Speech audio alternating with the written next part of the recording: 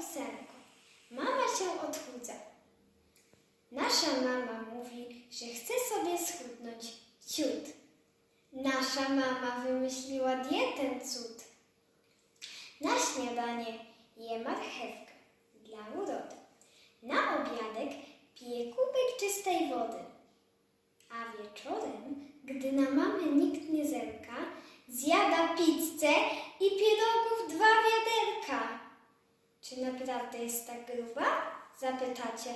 Skąd? Okropnie podoba się nam i tacie. Mama szczupła jest, to fakt. Lecz gdy się waży, nagle zmienia się i rozpacz ma na twarzy. Powiem siostrze, niech odwróci jej uwagę, a ja wtedy schowam gdzieś tę głupią wagę, bo to skandal i nie mogę się pogodzić z tym, że zamartwia mi się mama byle czym. Hanna Niewiadomska, moje książkowe.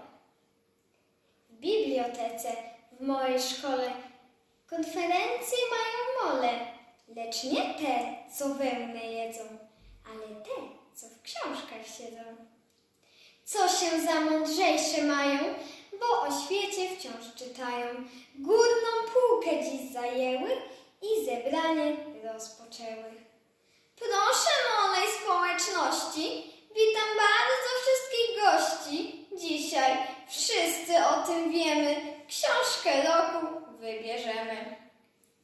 Setka moli przyleciała, podzielone zdania miała.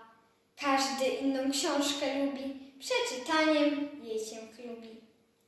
Ja głosuję na bajeczki, nie znam lepszej tu książeczki. Inny woli kryminały, co je czytał miesiąc cały.